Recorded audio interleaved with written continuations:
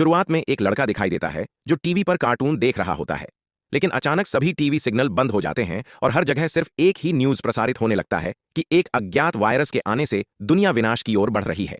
लोग एवरस वायरस से संक्रमित होकर एक दूसरे को काटने लगे थे, इसलिए सभी लोगों को अपने घरों में ताला लगाकर सुरक्षित रहने को कहा गया। यह बच्चा यह सब बताने के लिए अपनी माँ के पास जाने लगता है, लेकिन रास्ते में उसे अपनी बड़ी बहन एबिगेल मिलती है। दोनों माँ के पास पहुंचते हैं और देखते हैं कि माँ पहले से ही घबराई हुई है। वह जल्दी जल्दी सामान पैक कर रही थी और उनके पिता को फोन कर रही थी। उनके पिता जेनिगन एक पायलट हैं और फोन पर बताते हैं कि हर तरफ जॉम्बी वायरस तेजी से फैल रहा है, इसलिए उन्हें घर लौटने का इंतजार नहीं करना चाहिए, बल्कि बच्चों को लेकर तुरंत शहर छोड़ देना चाहिए। उसी समय बाहर से लोगों की चीख चिल्लाहट सुनाई देती है, इसलिए तीनों सावधानी से कार में बैठे और वहां से निकलने लगे। लेकिन रास्ते में एक जॉम्बी उनकी मां पर हमला कर देता है।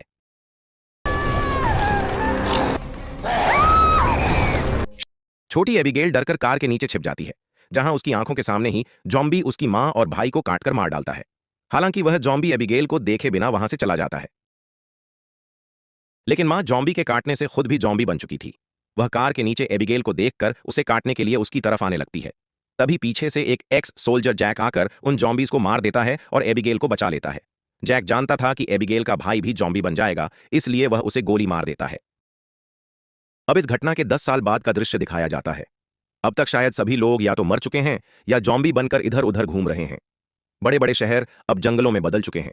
इस पोस्ट अपोकैलिप्टिक दुनिया में जैक और एबिगेल जैसे बहुत कम लोग बचे हुए हैं जो अब तक जॉम्बियों से बचकर जिंदा हैं। जैक उस दिन से एबिगेल की देखभाल कर रहा है। वह उसे इस नई दुनिया में जीवित रहने के तरीके सिखाता है, जंगल में जानवरों का शिकार करना, जॉम्बियों की भीड़ से निकलना और बहुत कुछ। अगर उस दिन जैक उसकी जिंदगी में नहीं आता तो वह कभी नहीं बच पाती, इसलिए जैक उसके लिए पिता जैसा है। एक दिन जब वे सो रहे थे, अचानक जैक को किसी की आवाज सुनाई देती है। वह समझ जाता है कि यह एक जॉम्बी है जो अंदर घुस आया है। वह सामने जाकर हेडशॉट से उसे मार देता है। 10 साल के अनुभव से वे जानते हैं कि जॉम्बी कभी अकेले नहीं होते, बल्कि झुंड बनाकर चलते हैं। यानी इस इलाके में और भी जॉम्बी हो सकते हैं, इसलिए उन्हें तुरंत यह जगह छोड़नी होगी। अब की दुनिया के जॉम्बी पहले जैसे नहीं रहे। समय के साथ वे काफी बदल गए हैं। पहले उनमें कोई समझबूझ नहीं थी, वे सिर्फ जीवित लाशों की तरह चलते थे। लेकिन अब के जॉम्बियों में अपनी खुद की बुद्धि विकसित हो चुकी है।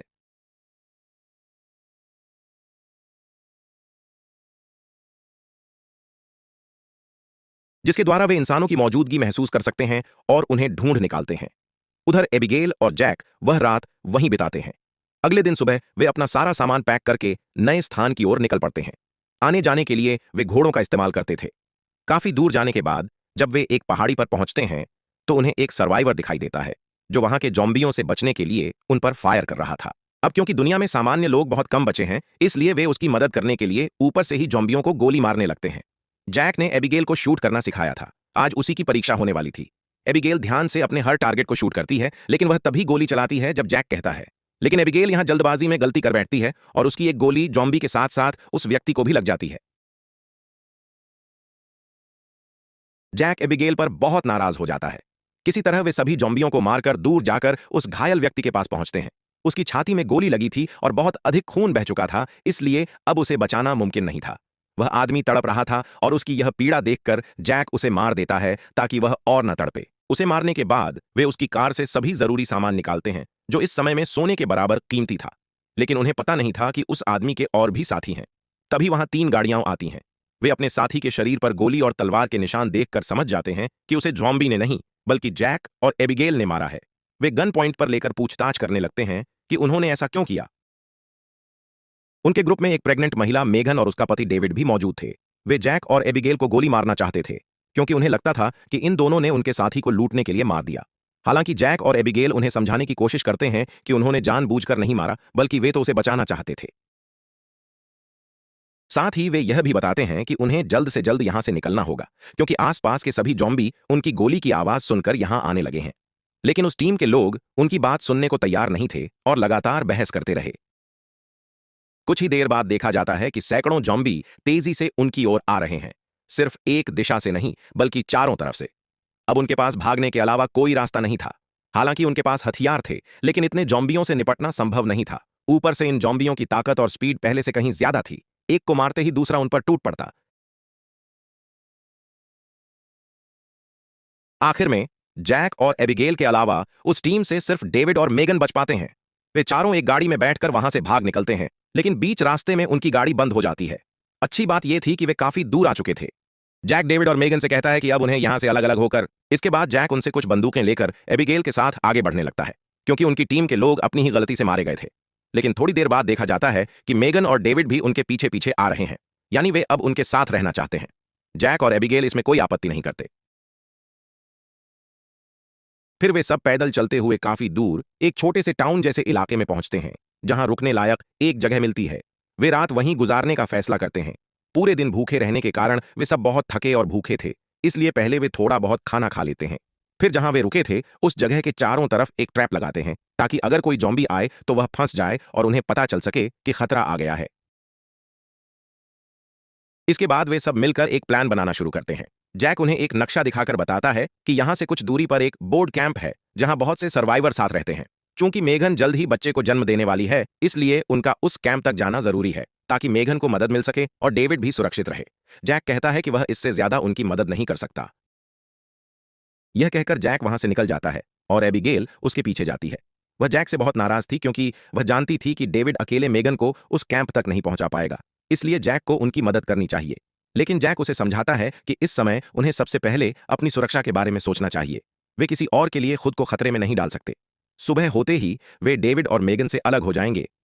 उधर बाहर तेज बारिश हो रही थी और कई ज़ॉम्बी उनका पीछा करते हुए उस जंगल के रास्ते तक पहुंच गए थे, जहां उनकी गाड़ी छोड़ी गई थी।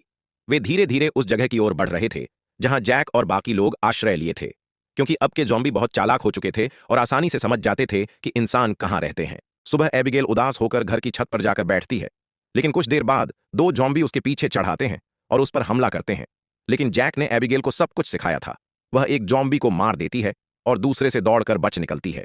जानबूझकर वह उस ज़ॉम्बी को अपने पीछे आने देती है और एक कोने में ले जाकर उसे नीचे फेंक देती है। जैक खुश होता है कि एबिगेल तेजी से सीख रही है, लेकिन उन्हें वहां से तुरंत निकलना होगा, क्योंकि और ज़ॉम्बी पास आ रहे थे। सौभाग्य से बाकी ज़ॉम्बी ट्रैप में फंसकर वहीं खत्म हो जाते हैं और चारों लोग वहां से सुरक्षित निकलने में सफल होते हैं। यहां डेविड लगातार जैक से मदद मांग रहा था कि वह उन्हें उस कैंप तक पहुंचा दे। तभी एबिगेल एक आइडिया देती है। चूंकि वह पहले इसी शहर में रहती थी, उसे पता है कि यहां से थोड़ी दूर पर एक एयरपोर्ट है जहां कई छोटे छोटे हेलीकॉप्टर मौजूद रहते हैं। इसलिए अगर वे वहां जाकर कोई अच्छा हेलीकॉप्टर पा जाए तो उसकी मदद से वे निकल सकते हैं। लेकिन जैक को दो बातें लेकर संदेह था। पहली, वहां कोई प्लेन या हेलीकॉप्टर अच्छी हालत में मिलेगा भी या नहीं।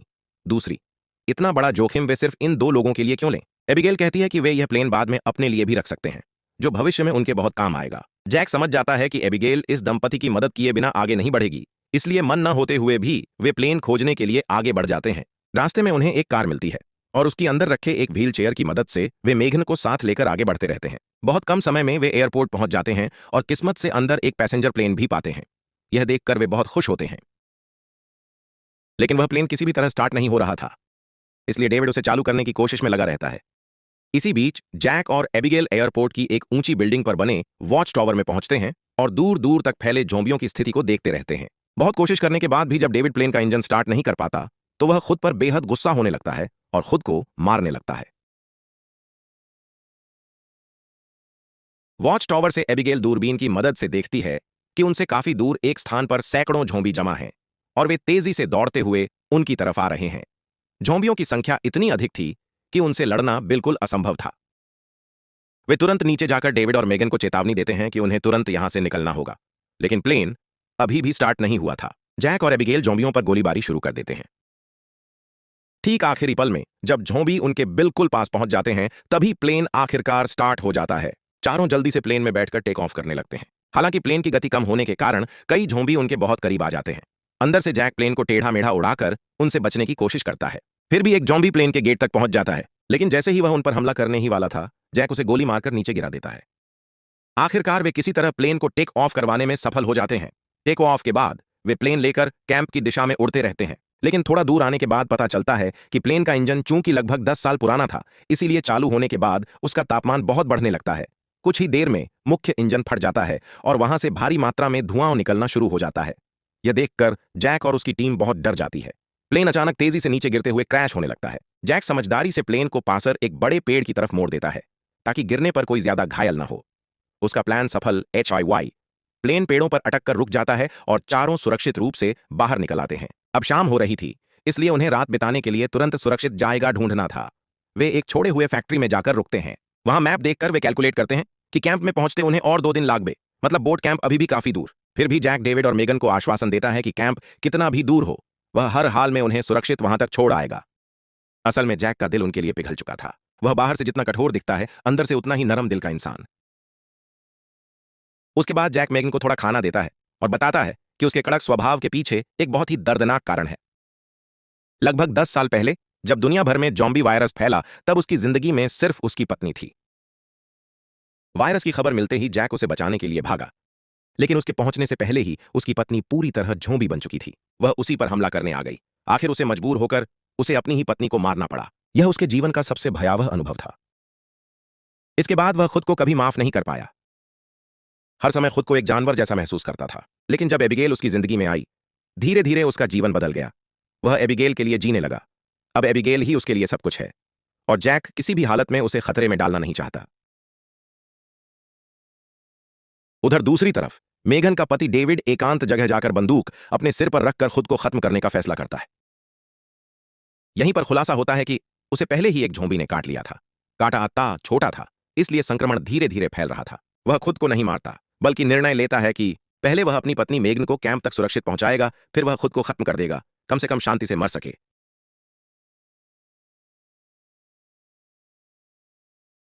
और अगर उससे पहले वह ज़ॉम्बी में बदल जाए तो उसी समय खुद को मार देगा। अगली सुबह वे सभी फैक्ट्री से निकलकर कैंप की ओर रास्ता DHRE। वे शांत जंगल के बीच से चल रहे थे, लेकिन उधर डेविड की हालत आहिस्ता आहिस्ता डेविड की हालत और खराब होती जा रही थी। चलना उसके लिए बहुत मुश्किल हो रहा था।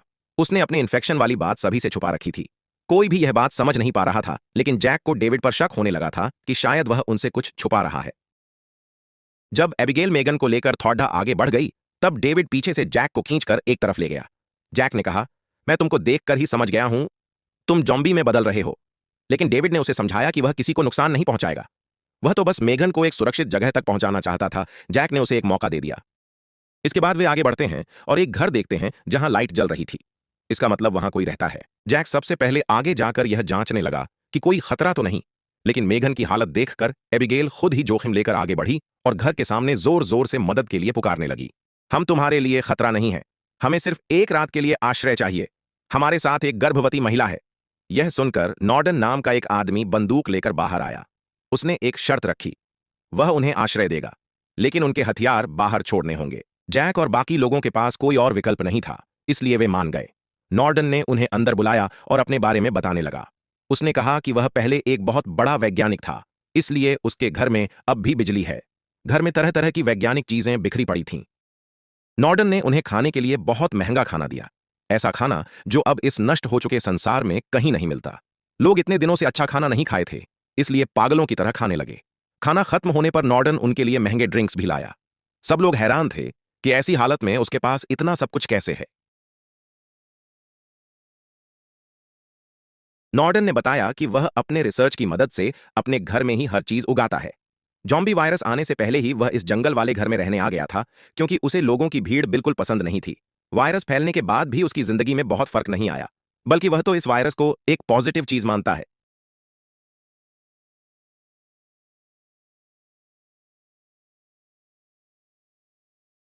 उसका कहना था, लोग बहुत स्वार्थी हो गए थे, एक दूसरे को बेवजह मारते थे। जॉम्बी फैलने से दुनिया फिर से हरी भरी हुई है, प्रकृति शुद्ध हो रही है। जॉम्बी इंसानों का अपग्रेडेड वर्जन है, जो विकास के लिए नहीं, सिर्फ खाने के लिए लड़ते हैं।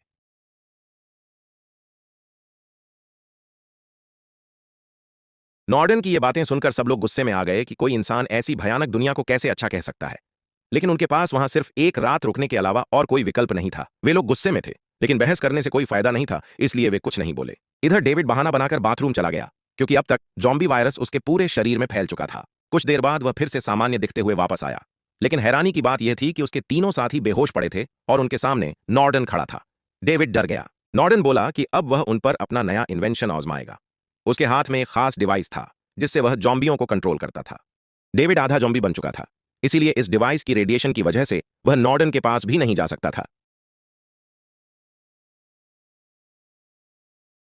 नॉर्डन ने बताया कि कई सालों की रिसर्च के बाद उसने यह डिवाइस बनाया है, जिसकी रेडिएशन के कारण कोई भी जॉम्बी इसके करीब नहीं आ सकता, और इसकी मदद से वह अब पूरी दुनिया का राजा बनने वाला था। उसने चारों को बेसमेंट में बांध दिया। कुछ देर बाद जब सबको होश आया, नॉर्डन ने उन्हें बताया कि उसकी पत्नी बहुत पहले ही जॉम्बी बन चुकी है। वह जब भी कोई सर्वाइवर उसके घर आता, उसे अपनी पत्नी को खिलाता ताकि वह जिंदा रहे। और उसी पत्नी पर एक्सपेरिमेंट करते करते उसने यह डिवाइस बनाया जिससे अब वह सभी जॉम्बियों को कंट्रोल कर सकता था। मेगन को अब सच पता चला। उसका पति डेविड संक्रमित था और वह बात सभी से छिपा रहा था। नॉर्डन ने अपनी पत्नी को कांच के केस से बाहर निकाला और डिवाइस का इस्तेमाल करके आदेश दिया कि वह इन चारों को जाकर खा ले। लेकिन नॉर्डन यह भूल गया था कि जैक और एबिगेल बेहतरीन फाइटर हैं। नॉर्डन की पत्नी जैसे ही उन पर हमला करने आई, वे सब मिलकर उसे लात घूंसों से मारने लगे। इसी दौरान डेविड खुद को छुड़ा लेता है और सब मिलकर नॉर्डन की पत्नी को खत्म कर देते हैं। फिर वे एक दूसरे को आजाद कराते हैं। जैक गुस्से में नॉर्डन को पकड़ने दौड़ता है, लेकिन नॉर्डन पीछे के रास्ते से भाग जाता है। चारों अपने सामान उठाकर घर से बाहर निकल जाते हैं। बाहर उन्हें नॉर्डन की कार मिलती है और वे उसी कार से अपनी मंजिल की ओर बढ़ते हैं। लेकिन कार की आवाज सुनकर बहुत सारे जॉम्बी उनका पीछा करने लगते हैं। लंबा पीछा चलने के बाद वे एक जगह कार रोकने पर मजबूर होते हैं। सब मिलकर जॉम्बियों पर गोली चलाते हैं, लेकिन जॉम्बियों की संख्या इतनी बढ़ जाती है कि रोकना मुश्किल हो जाता है। तब डेविड फैसला करता है कि वह जॉम्बियों को अपनी ओर लाएगा और बाकी लोग भाग जाए, क्योंकि वह तो वैसे भी बदलने वाला था। लेकिन तभी अचानक एक जॉम्बी पीछे से आकर डेविड को मार डालता है। जैक तुरंत मेगन को गोद में उठाकर आगे दौड़ता है और एबिगेल पीछे रहकर जॉम्बियों को रोकती रहती है। लंबी दौड़ के बाद वे आखिरकार बोट कैंप के करीब पहुंचते हैं। जैक और एबिगेल जोर से चिल्लाकर वहां के सैनिकों से मदद मांगते हैं, क्योंकि उनके पीछे बहुत जॉम्बी आ रहे थे। कैंप में मौजूद 2 स्नाइपर दूर से ही जॉम्बियों पर फायरिंग शुरू कर देते हैं और कैंप के बीच में, क्योंकि बोट कैंप के बीच में एक नदी थी, इसलिए उन्हें लेने के लिए एक नाव आती है। आखिरकार तीनों कैंप में प्रवेश कर जाते हैं। यहां के सर्वाइवर एक विशाल जहाज में रहते हैं।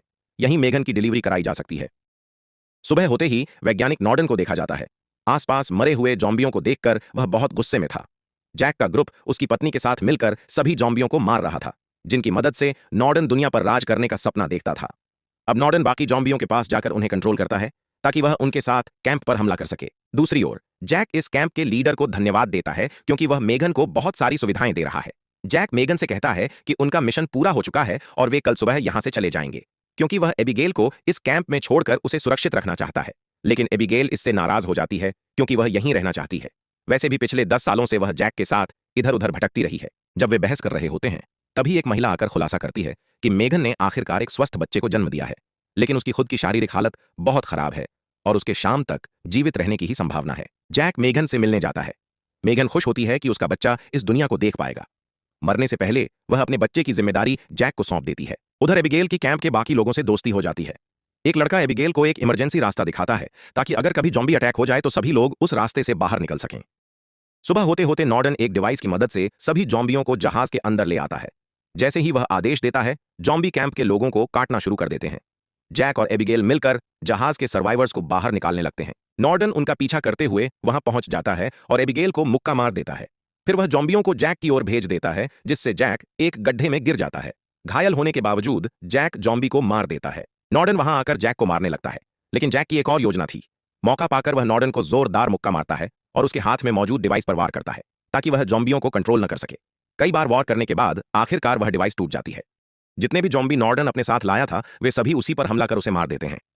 उधर जॉम्बियों से भागते समय एबिगेल एक जॉम्बी के हाथ में अपना नाम लिखा हुआ बैंड देखती है। उसके पॉकेट में रखी फोटो देखकर वह समझ जाती है कि यह उसका असली पिता है, जिसने 10 साल पहले उसे शहर छोड़ने को कहा था। अब वह इंसान नहीं बल्कि जॉम्बी बन चुका है। एबिगेल इन सबको नजरअंदाज कर सबको लेकर बंगले से बाहर निकल जाती है। तभी पूरे जहाज को ब्लास्ट कर दिया जाता है, लेकिन एबिगेल का पिता उसके पीछे पीछे आ जाता है और जैक और उसके पिता के बीच लड़ाई शुरू हो जाती है। अब एबिगेल के पास एक बंदूक होती है और उसके सामने उसका असली पिता, जो जॉम्बी बन चुका है, जैक को काटने की कोशिश करता है। बिना कुछ सोचे जैक को बचाने के लिए एबिगेल अपने ही पिता को गोली मार देती है, ठीक वैसा ही जैसा 10 साल पहले जैक को उसकी पत्नी के साथ करना पड़ा था। आखिर में जैक और एबिगेल फैसला करते हैं कि जब तक कैंप के सर्वाइवर्स अपने लिए कोई नया ठिकाना नहीं ढूंढ लेते, तब तक वे उनके साथ ही रहेंगे। और इसी घटना के साथ यह फिल्म यहीं समाप्त हो जाती है।